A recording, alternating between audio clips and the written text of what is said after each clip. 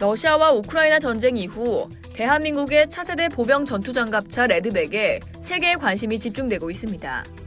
당초 호주 수출을 염두에 두고 개발이 시작됐지만 다른 국가들도 도입을 고민하고 있는 걸로 알려졌습니다. 레드백을 개발한 한화 디펜스는 초기 단계라 국가를 언급할 순 없지만 러시아 우크라이나 사태 이후 다른 국가로부터 문의가 증가하고 있다고 설명했습니다. 또 레드백 경험을 토대로 향후 미국 브래들리 장갑차 교체 사업, 유럽 장갑차 사업에도 지원하는 등 더 넓은 세계로 뻗어나갈 계획이라며 자신감을 드러냈습니다. 러시아와 우크라이나 전쟁 이후 전쟁의 양상은 많이 변화했습니다. 전쟁 과정에서 러시아 전차가 많이 파괴됐고 휠 차량이 진흙에 빠져서 빠져나오지 못하는 경우도 많았습니다. 이런 상황에서 레드백이 가진 기동력과 방호력, 특히 능동방어 시스템, 최신 승차감이 주목을 받고 있습니다.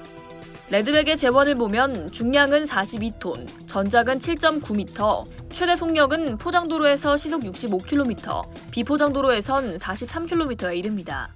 순항거리는 한국 기준 연료를 가득 채운 상태에서 520km, 경사로는 종횡 각각 60%, 30%까지 임무 수행이 가능합니다. 탑승 인원은 승무원 3명과 전투원 8명이 탑승할 수 있으며 호주에선 6명을 요구하고 있는데요. 엔진과 변속기는 K9 자주포를 기반으로 개발됐고 외관은 철제 궤도가 아닌 고무 궤도로 구성되어 있습니다. 고무 궤도는 5,000km 이동이 거뜬할 정도의 내구성을 갖춘 게 특징입니다. 40톤급에서 일체형 궤도를 적용한 데 대해 일각에선 교체가 쉽지 않을 수 있다며 우려하고 있는데요.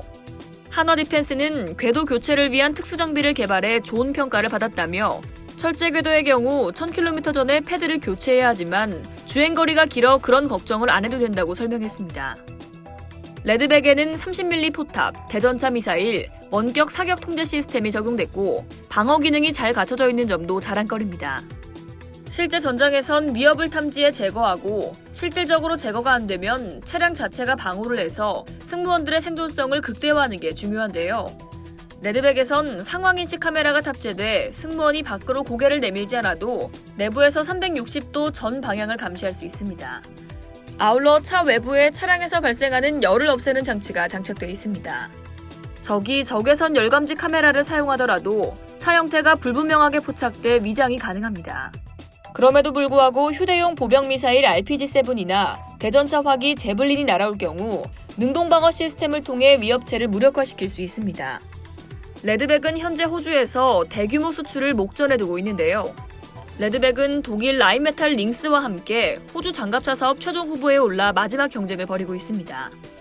호주 육군은 지난해 1월에서 10월 두 장갑차를 대상으로 차량 성능과 방호, 화력, 운용, 정비 수송 시험 평가를 진행했습니다.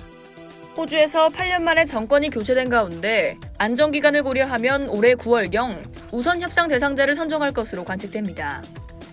호주 수출을 앞두고 최근 우리 육군도 레드백을 시범적으로 운용했는데요. 육군은 레드백의 해외 수출을 지원하는 취지로 4월에서 5월 레드백을 시범 운용했습니다. 군에서 운영 경험치와 자료를 제공하면 해외에 내놓을 때 한층 신뢰도를 높이는 효과가 있습니다. 조현기 방사청 기동사업부장은 시범 운용 결과 장병들이 기존 장비보다 확연히 실내에서 느끼는 소음이 많이 적고 승차감 또한 부드럽다고 평가했다고 전했습니다.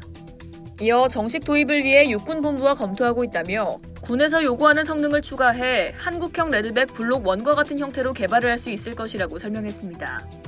레드백이 호주 사업을 수주하면 최소 수조 원의 수출 쾌거를 달성하게 됩니다.